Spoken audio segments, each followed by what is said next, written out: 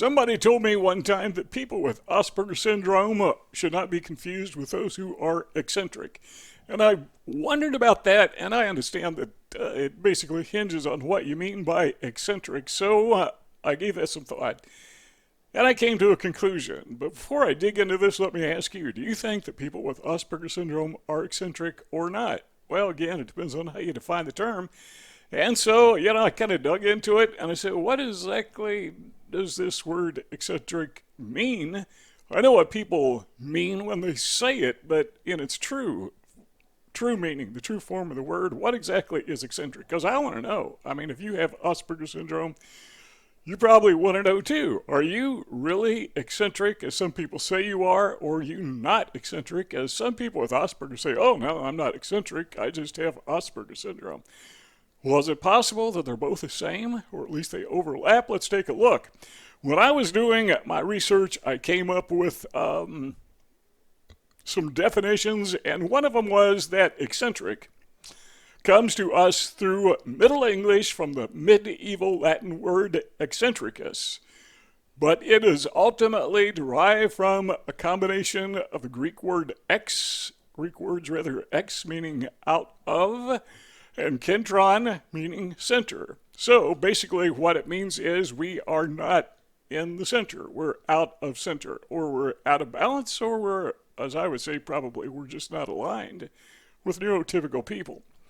So it goes on and it says the original meaning of eccentric in English was not having the same center as in eccentric spheres. In this sense, it contrasts with concentric, meaning having a common center, as in concentric circles, one within another. So we use this term neurotypical. Why don't we use the term instead concentric? So we are eccentric, and there are others who are concentric. They are neurotypical. And basically it just means that we are not aligned with typical people. I don't even know what a typical person is. The way that I like to say it is nobody is normal. I mean, everyone is abnormal. If you're not abnormal, you're not normal. Does that make sense? I mean, everyone has something about them that does not align with the other 8 billion people who are on the planet. So I guess what we're talking about is when we refer to someone who is eccentric, we're saying they are so far out of center, they are so far out of alignment with everyone else that they just kind of stick out, that they're just kind of obvious. So in that sense, I'm going to go with this conclusion. I'm going to say, using the definition of the term eccentric, I would say, yeah, we are eccentric. But when it comes to the way that the word is normally used in, the typical lexicon of the average English-speaking person, which is usually a derogatory term, I would say, well, it depends on how you think of it, but I say no. In that sense, we're probably not eccentric. So the answer to the question is, I don't know. It depends on how you define the term, which is what we said at the very beginning. But I'm going to go with, yeah, we're eccentric, because I like to keep things as close to the original definition as I possibly can. So we're just not aligned. Now, how are we not aligned? How are we eccentric? How are we out of the center? Well, there's a couple things, and these are broad categories. Put a lot of things in these categories, but number one is we're not aligned by our perspective. That is to say that our world perspective, the way that we view society in general, is just not in alignment with everyone else. I think of people with Asperger syndrome as kind of like, you remember the Star Trek TV series or the movie, whatever, and there was this guy, Mr. Spock, who was a Vulcan, and the thing about Mr. Spock, rather, or the Vulcans, is that they were very logical people. They were not highly emotional, but they tended to have a perspective that was very rational, and they like things in alignment, which is kind of odd because we're out of alignment, but we like things that are aligned. We like spreadsheets. We like things organized. We like to color code things. We like things numbered sequentially to make it, makes life a whole lot easier. And if it were not for people with Asperger syndrome or a shade of Asperger syndrome, of autism, the world, quite frankly, would be a mess. So when you look at a planet, society on a planet like Earth, okay, I only know of one, but we're talking Star Trek, so I'm assuming there's some others out there. If you want to go with a fantasy world, okay. But a planet like Earth where we rely on order for society to function, I think you can thank people with Asperger syndrome and autism, or at least people who think the way that we do. So it's a world perspective. It's the way that we think. And not only so with alignment, but when I talk about things like this, I like to think about the workplace, because that seems to be where people with Asperger syndrome have the most difficult problem. Whenever they are around a social environment, and virtually every workplace, with a few exceptions, is a social environment where people with Asperger syndrome have difficulty functioning. They can do the job, they just can't get along with people. And it's not that they can't get along with people, but they don't align with people, and others reject us. It's kind of hard to do your job when you can't socialize.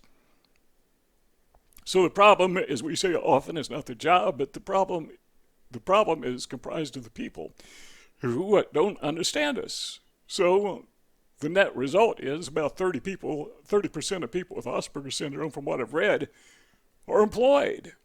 That implies that about 70% of people with Asperger syndrome can't work. That makes life very difficult, because you got to have a job to pay the bills, to buy groceries, for the basic needs of life. So we are that far out of line with society, even though there's really nothing wrong with us. We're just different. So that is a deficit, not because there's anything wrong with it, but simply because we're not in alignment. So the first thing, and again, that's a broad category, is our perspective, the way that we view the world, the way that we function in the world, which brings us to the other one, and that is behavior. So we do have some behavioral deficits, again, as compared with, what should we call this? Let's just call it the alignment.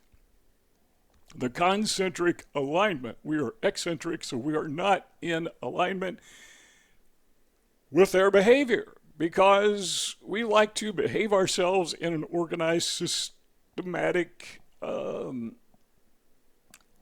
we behave ourselves in a behavior. How else can you say it? So we tend to be systematic, but other people don't like that, because they don't like to be systematic. They like to be emotional. So we just don't align ourselves, but that creates a deficit. But we do like things to be orderly and organized. And fortunately for the rest of the planet, as we mentioned earlier, when Aspie's get in control of things, they tend to organize them. They make them, people with Asperger syndrome tend to make life more efficient. We tend to make it more livable. And without that order, and stop and think about it, all of nature is based on order. We even talk about different, species being a part of an order.